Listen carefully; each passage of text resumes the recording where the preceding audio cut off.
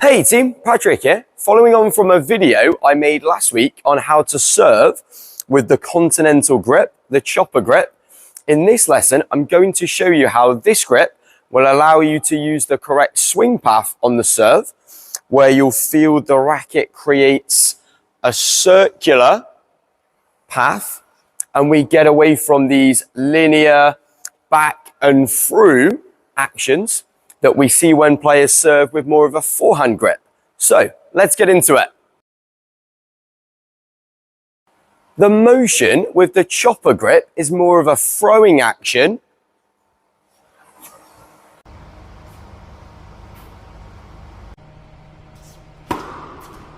Like I said, the racket draws this circular loop where our strings go from facing out in our trophy position.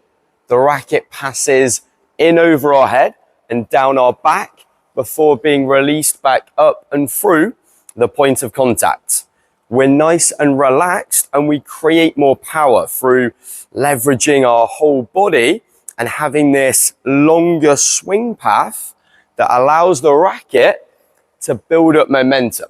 The momentum never stops and we don't get into the waiter's tray position like we often see when players serve with a forehand grip.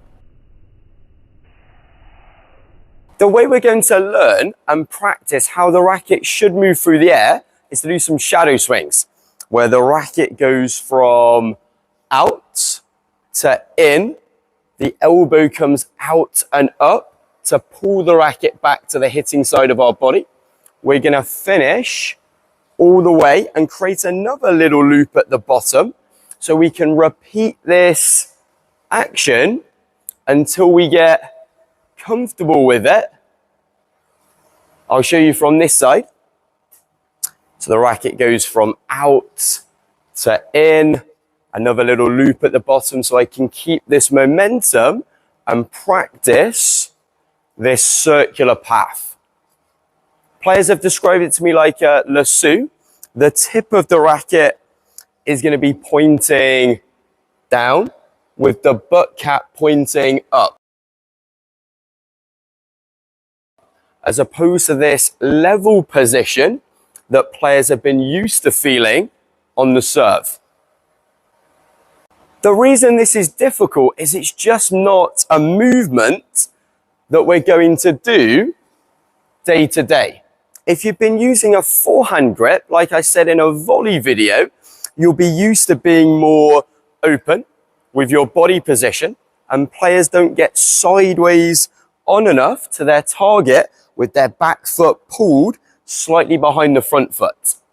I also don't like players to bounce the ball down with their strings before they serve, as this has the effect of putting you back in a forehand grip. So go the other way. Start with your strings facing slightly up, especially as some players will move their grip during the trophy phase or racket drop phase on their serve subconsciously. So when you're practicing, check at the end of your motion that you're still in your chopper grip.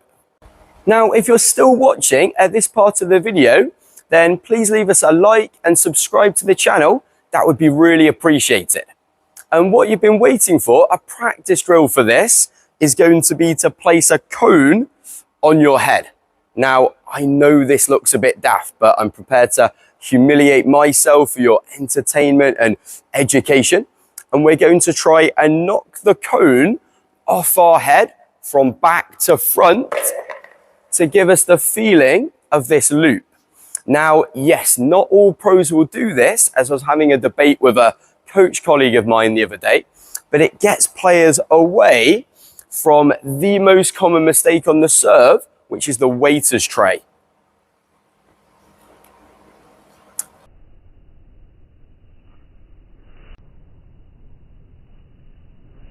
The progression to this would be to balance a ball in the throat of your racket, and the goal is to again knock the cone off your head while initially keeping the ball balanced in the throat of the racket.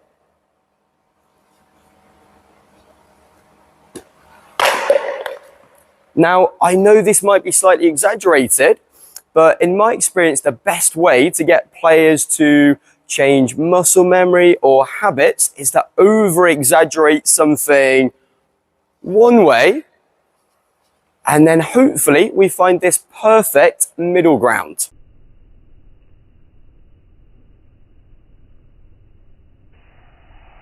Now, I know this can seem really complicated. The serve is one of the most complex actions to learn in tennis.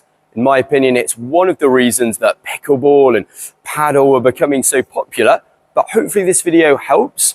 Good luck out there, and I'll see you on court in the next one. Cheers, guys.